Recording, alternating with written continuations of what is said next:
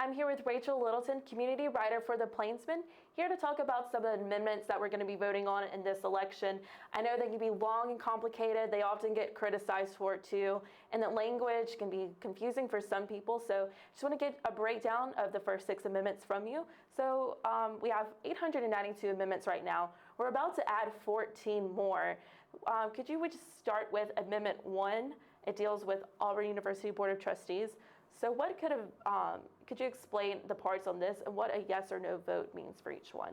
Yes, so like you said, Amendment 1 is about Auburn University Board of Trustees, and it's broken down into 2 parts. The first part would add 2 additional members to the board, increasing the number from 14 to 16. This will enhance diversity amongst the board. The second part would adjust the terms that the board members have, so no more than 3 members could expire from the board in 1 year. That way we don't have 9 members leaving at one time. Our board has to go through the state legislature when appointments are made to the board. So this would just help with that process, that way that no more than 3 members are leaving the board at one time. So a yes vote would increase the amount of members from 14 to 16, and it would adjust the terms that the members have, so no more than 3 could leave at one time. All right, and then Amendment 2, it deals with the Alabama State Parks Fund. I know we have Chewacla State Park right over here near us in Auburn. So how would a vote on this change the amendment? So Amendment 2 about the Alabama State Parks is broken down into 3 parts. A majority yes vote for Amendment 2 would prohibit the state legislature from taking revenue out of the State Parks Fund and moving it into the general fund. In the past, the state legislature has been able to take funds out of the state parks fund and move it into the general fund for other purposes. This would just keep the revenues generated by the state parks within their own state parks fund in order for maintenance, upkeep, and just the operations of the state parks. Moving on, the second part for Amendment 2 has to do with revenues surpassing $50 million.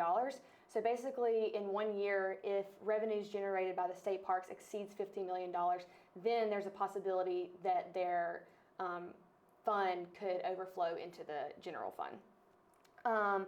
Part 3 of Amendment 2, this would allow entities within state parks to be run by other people other than the Department of Conservation and Natural Resources. So right now they run private entities within the state parks, such as hotels, golf courses, restaurants, things like that. This would allow other people to come within the state parks and run those entities instead of having the department run those entities. All right, and then Amendment 3, kind of complicated because it deals with the counties in the state. Could you give us a breakdown of this amendment? Okay, so right now we have something called the Local Constitutional Amendment Commission. This includes the governor, the lieutenant governor, the speaker of the House of Representatives, the attorney general, and the secretary of state. Basically, they have the deciding vote of whether a vote will appear on the state ballot that only affects a certain county. So this amendment, a yes vote for this amendment, would allow for the abolishment of the Local Constitutional Amendment Commission. So basically, only amendments proposed that will affect that community will be voted on by that community instead of an entire statewide vote for just one county. Basically, the legislator, you would need 3/5 of their vote in order for a vote to appear on the statewide ballot or just pertain to that local county that's going to be affected by the vote. All right, and then Amendment 4 deals with county commissioners and having legislative authority. Could you tell us a little bit more about this one? Yes, so right now, our county commissions don't have that much authority. So this amendment, a yes vote for this amendment, would just give our county commissioners that much more authority. Just to enact a limited range of local policies and programs such as public safety, public transportation, things like that, without having to receive approval from the state legislature. It would just give county commissioners more authority for local programs and policies like that instead of having to go through the state. All right, and then Amendment 5 deals with laws regarding the separation of powers within the 3 branches of the state government. Could you explain to the viewers what this amendment means?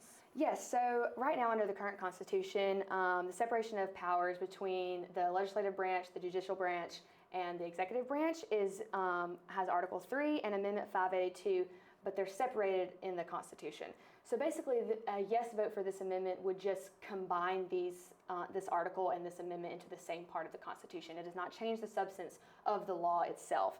A second part to this amendment would just modernize the language within the Constitution regarding the separation of powers laws. There's old language used in the Constitution, such as shall never, things like that. So it would just modernize the language. Like I said, it will not change the actual substance of the law. It will modernize the language, and it will just combine two parts into one part regarding the laws of the separation of powers between the branches of government. All right, and finally, we have Amendment 6, which deals with the impeachment process. I know Alabama politics, we've had to deal with this a little bit this past year. So could you explain what this amendment means? Yes, actually, this amendment came before the legislature almost 2 years ago, before the proposed impeachment of Governor Robert Bentley this year. This amendment is broken down into two parts, and it just has to do with the process of impeachment within our state. So right now, our Constitution does not specify the number of votes that are required to remove someone from office who's elected by impeachment. So a yes vote for Amendment 6 would require 2/3 of the Alabama Senate present to impeach an elected official. Additionally, a yes vote would also change the list of officials that are subject to impeachment. For example, the Secretary of Education would be removed from the list because that office is appointed by the governor and is not elected. Also, members of the State Board of Education would be added to the list since those are elected and not appointed.